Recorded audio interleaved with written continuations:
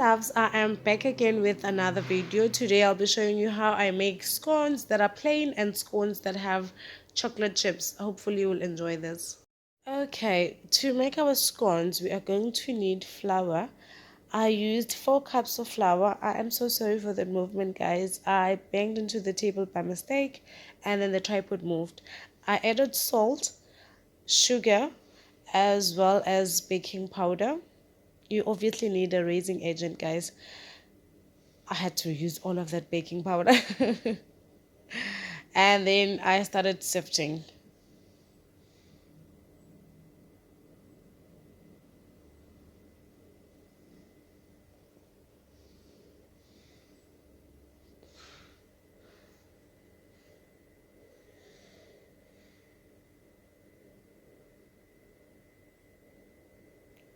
And then after sifting everything, I used the pin to make sure that everything is already well incorporated perfectly so that everything bakes evenly. To the dry ingredients, I'm going to add butter. I used the clover margarine with cream. Yes, that's the one. I forgot to mention that the margarine I added is cold from the fridge. I have used a room temperature margarine and it was never a problem for me. I have, however, seen in most videos that they always advise that you chill your bowl, you use cold margarine or butter rather. I really don't know how that works or if it affects your scones really, but for me, both works just fine. What I'm doing here is mixing my butter and my flour until it resembles a breadcrumb like texture. This is what you're looking for. This is how your mixture is going to turn out after a few minutes of mixing. Basically more like breadcrumbs. And I do this to allow air into the mixture. And then I open a well to add all my wet ingredients. So to give color to my scones, I use the yellow food coloring. You can skip the step, but you don't have to skip the vanilla essence. You really need it to kill off the smell of the eggs. Besides, vanilla makes everything so tasty, guys. I mean, it's vanilla. Who doesn't like vanilla? But yeah, if you don't want color, don't use it. I think I'm more addicted now. I always love to have my scones have that a bit of yellow color. And I add eggs. What I'm doing here is mixing all my wet ingredients together. And when you're mixing your wet ingredients, guys, it is much more safer to add less than adding more because once you put your wet ingredients into your dry mixture, what happens is you can't take it out. Whereas when you put less, you can always add more. So add as much as you need, but don't ever add more. Whatever you use, don't add more. I'm not sure if I'm making sense.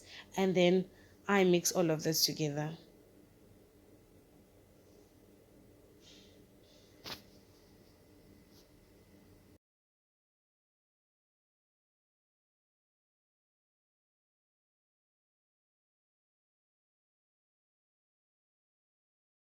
I'm sure that most of you were wondering why was there a cup of flour there lying around when I've just mixed everything. I always keep a cup of flour so that I can do this here. Yes, this thing here, it's a must. You need an extra cup of flour to dust off the surface so that your dough doesn't stick on the surface because let's be honest, this is quite sticky. So without enough flour, it's bound to stick to your surface. And to avoid that, make sure that you flour your surface carefully. And I'm using wooden rolling pin, so I also need to make sure that it has enough. I'm so sorry for the shake, guys. I think I banged the table again by mistake. And I also pat the the top part of the dough so that my rolling pin doesn't stick. Guys, I'm really tired. I'm so sorry if you can hear it from my voice that I'm tired. I just came back from work and I realized I need to edit this video and upload it because I'm trying this consistency thing, guys. Okay, to cut off my scones, I'm using the smallest cookie cutter that I have. And using this one allows me to get more scones, whereas when I'm using the bigger one, I get less scones. For this recipe right now, I'm going to get maybe 2 pans, whereas when I'm using the big one, I'm getting like only 1 pan. And because my sister was around, I told her to do some work and put butter on the pan, which she really didn't have to, but she had to do something. I'm sure you guys know the alternatives to what I'm doing here. You can use a baking sheet or you can just spray the pan. And the first one will always stick, guys, because the flour doesn't really stick to your cookie cutter the first time. But the second time, definitely. I'm so sorry for that movement again. I'm sure I was shouting here. Thank God for this editing app because now I can edit everything that was happening. And then I continued to cut.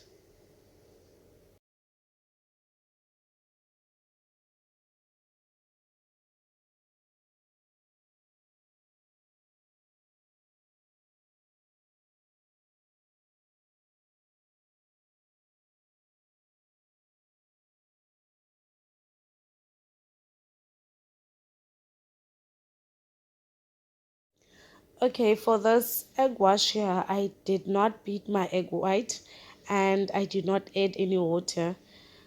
I don't even know what was happening, but I don't advise you guys to do this. I advise that you add water and then you beat your egg white. So for the ones with chalk chips, this is what I'm doing. I'm just adding the chalk chips, guys. So easy. I always put a little bit of flour.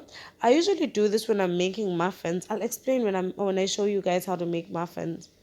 Why I always add flour. Or if you know, just comment down below and let me know why you think I'm doing this.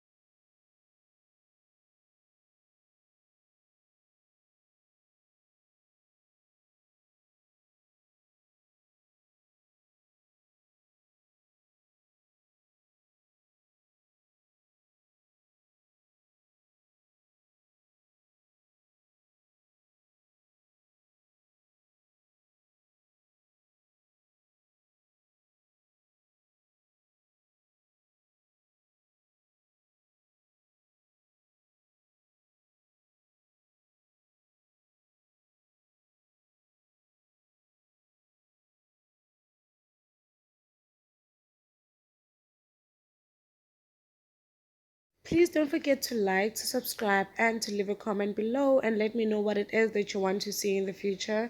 Until then, stay blessed.